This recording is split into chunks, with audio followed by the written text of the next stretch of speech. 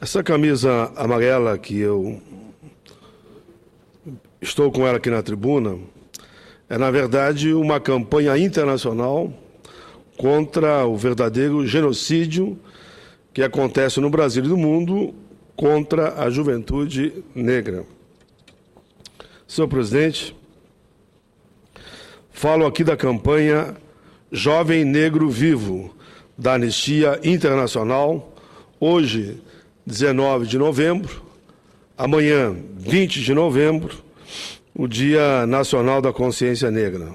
Mas voltando à juventude, dos 30 mil jovens vítimas de homicídio por ano, 77%, quase 80% são negros. Queremos ver jovens brancos e negros vivos. Chega de homicídios da nossa juventude. O Brasil é o país onde mais se mata no mundo. Mais da metade dos homicídios tem como alvo jovens entre 15 e 29 anos. Como eu dizia, 80% negros. 77,5%. Em 2012, 56 mil pessoas foram assassinadas no Brasil. Destas, 30 mil são jovens, entre 15 e 29 anos. Ampla maioria, negros. A maioria dos homicídios é praticado por arma de fogo e menos de 8% dos casos chegam a ser julgados. Apesar dos altíssimos índices de homicídios de jovens negros, o tema é, em geral, tratado com indiferença. Não está como prioridade na agenda nacional. As consequências do preconceito mostram uma visão negativa associada a estes jovens e aos territórios das favelas e das periferias. Temos que debater esse tema amplamente e repudiá-lo, com o objetivo de mobilizar a sociedade e romper essa indiferença. A Anistia Internacional Brasil lança a campanha Jovem Negro Vivo, repudiando os assassinatos. O destino de todos os jovens, sejam brancos, negros, índios, é viver. Todos os jovens têm direito a uma vida livre, sem violência e sem preconceito. Vamos lutar por isso e exigir políticas públicas de segurança, educação e saúde, trabalho, cultura, mobilidade, entre outras, que possam contribuir para transformar esta triste realidade. Senhor presidente, quero ainda fazer um outro registro. No dia 22 de novembro, ainda essa semana, sábado, a Confederação Nacional dos Vigilantes vai completar 22 anos. Quero saudar aqui essa entidade, que vem ao longo de seus anos demarcando a sua participação nacional na defesa dos direitos e conquista dos trabalhadores. Nos dias 20 e 21 de novembro, portanto, amanhã e sexta, essa entidade estará realizando aqui em Brasília a 12ª Conferência Anual dos Vigilantes. Eu, que participei diretamente com a senadora Vanessa Graciotin, que fomos autores e relatores do adicional de periculosidade de 30% dessa categoria, faço o pronunciamento nesse momento, aqui na tribuna do Senado, porque amanhã eu tenho que falar em Fortaleza, e em seguida na Paraíba, mas segunda-feira estou de volta em Brasília. Senhor presidente, criada em 1992, a Confederação Nacional dos Vigilantes representa aproximadamente 1 milhão de trabalhadores que atuam na segurança privada no Brasil. A CNTV inovou ao receber filiação de sindicatos e não somente federações, por entender que o diálogo e a atuação são mais eficazes se realizadas diretamente. Entre suas principais tarefas está a mobilização da categoria, acompanhar os interesses das entidades de base e dos trabalhadores nas esferas dos poderes públicos e privados. fazer um trabalho de assessoramento público e sindical, o apoio às entidades nas negociações coletivas, entre outras tarefas. A Confederação Nacional dos Vigilantes e Prestadores de Serviço agrega cerca de 120 entidades de base ou de primeiro grau, chamado de sindicato, de segundo grau, chamado federações. Sua missão é promover a solidariedade social, melhoria nas condições de vida e trabalho dos vigilantes, defender a autonomia da representação sindical, colaborar com as demais entidades classistas e atuar na luta democrática em defesa dos trabalhadores. A CNTV é sediada em Brasília, do setor de Versão Sul, é filiada à CUT e ao DS também, e ainda à Uni, Sindicato Global Uni. A atividade de segurança privada no Brasil é regulada por lei. São consideradas atividades de segurança privada, vigilância patrimonial, atividade exercida dentro dos limites definidos em lei, transporte de valores e atividade de transporte de numerário, escolta armada, atividade que visa garantir o transporte de qualquer tipo de carga ou valor, segurança pessoal, atividade de vigilância permanente exercida para defender a vida de nossa gente. Tem também curso de formação, atividade de formação especializada e reciclagem dos vigilantes. Senhor presidente, mais uma vez quero externar meus cumprimentos à tão importante confederação, à sua diretoria e à categoria dos vigilantes. Aqui meus parabéns à Confederação Nacional dos Vigilantes, que completa 22 anos. Por fim, senhor presidente, eu quero ainda destacar que o PL 316 de 2013, de minha autoria, que trata do registro de marcas e patente, é um assunto de uma fala que eu considero importante e que hoje todos os setores, tanto do micro, do pequeno, do médio empresário, defendem esse projeto. É um projeto que tem o apoio, claro, porque vai gerar emprego por parte dos trabalhadores. Mas o PLS 316, repito, que trata de marcas e patentes, tem o apoio, inclusive, do empresariado nacional. Nesse projeto, eu proponho que o exame e a concessão de pedido de marcas e patentes seja concluído, nos casos gerais, num prazo máximo de 180 dias. Hoje chega a demorar 5 anos, senador Flecha Ribeiro. O texto está tramitando em caráter terminativo na Comissão de Ciência e Tecnologia, com o relatório favorável do senador Luiz Henrique. Os brasileiros estão um pouco tomando consciência da crescente importância que o desenvolvimento da assim chamada economia de inovação representa para o desempenho da economia nacional.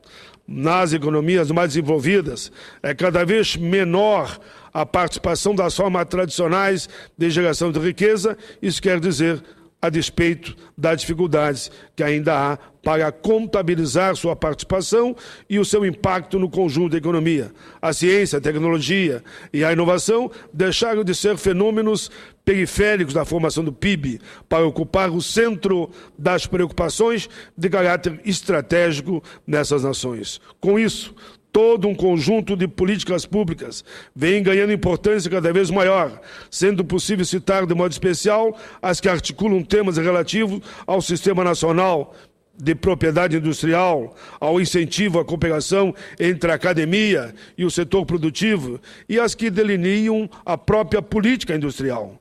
Um dos principais indicadores da situação de determinado país quanto ao nível de desenvolvimento de sua cultura de inovação é dado pela quantidade de patentes e marcas registradas. E a análise dessa situação no Brasil não nos traz as boas notícias, e sim más notícias. Entre as boas, temos só que, segundo um estudo recente divulgado por Thomson Reuters, empresa multinacional provedora de dados do setor de negócios, o número de patentes registradas em nosso país cresceu 64% entre 2001 e 2010. Para conferir a comparabilidade a esse desempenho, posso agregar que, nesse mesmo período, a Europa e o Japão registraram um declínio de 30% a 25% nesse indicador. Trata-se, portanto, de um desempenho promissor no que diz respeito à tendência de crescimento dos registros de patente em relação a dois dos gigantes mundiais do setor tecnológico.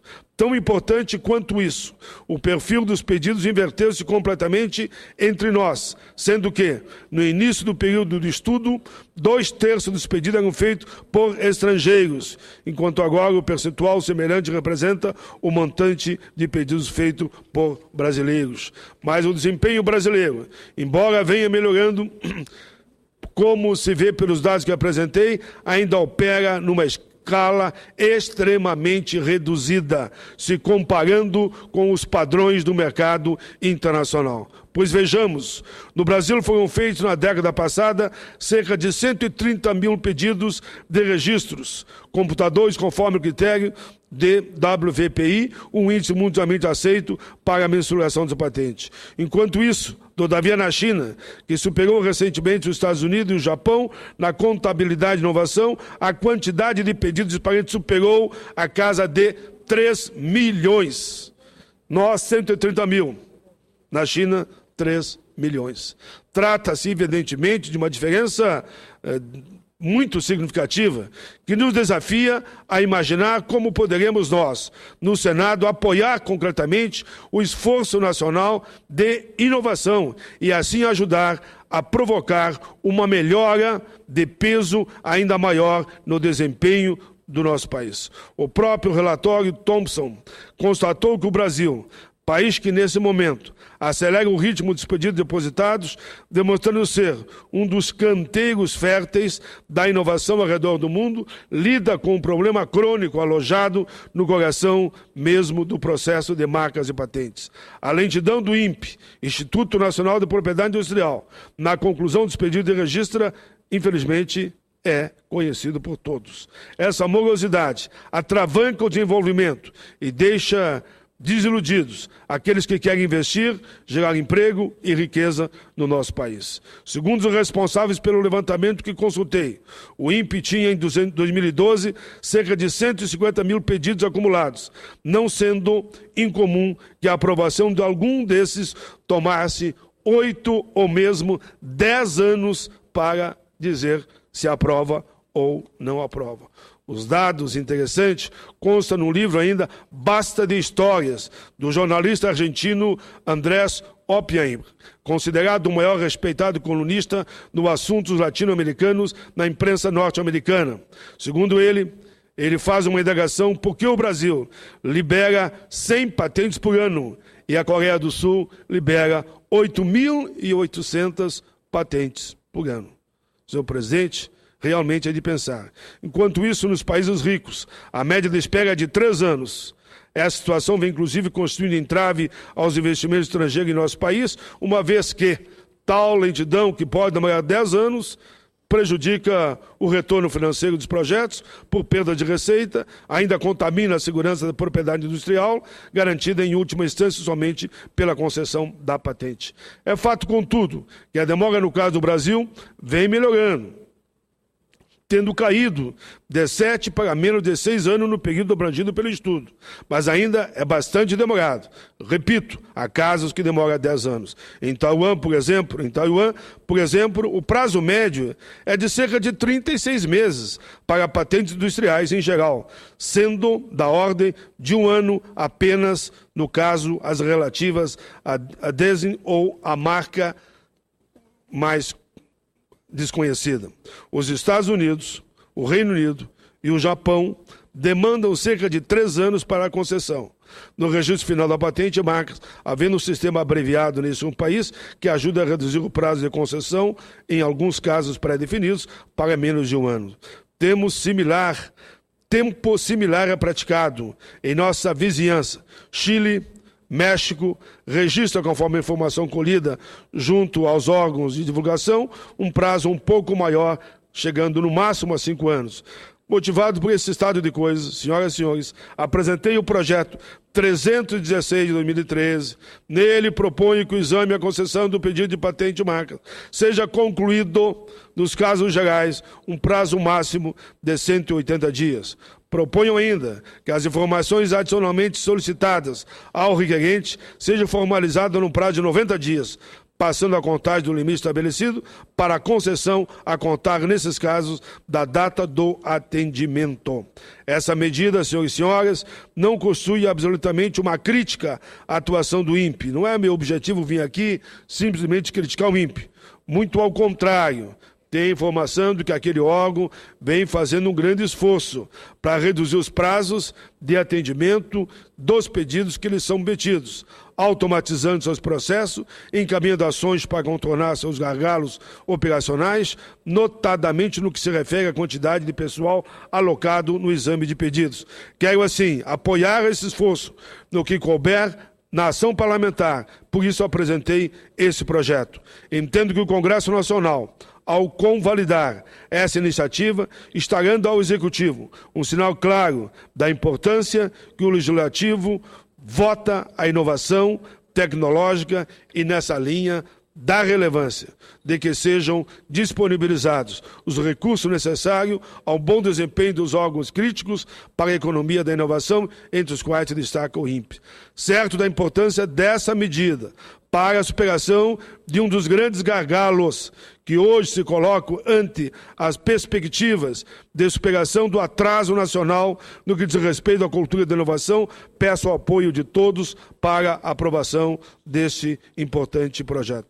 Repito, e aqui eu termino, estou certo que se o Congresso apoiar a aprovação do PL 316 de 2013, estarão os membros dessa Casa ajudando a encaminhar uma mudança realmente crítica, produtiva, para a futura prosperidade do Brasil e de todos os brasileiros. Agradeço, senhor presidente, agradeço pela tolerância, mas era muito importante que eu fizesse na íntegra esse pronunciamento. Obrigado, presidente.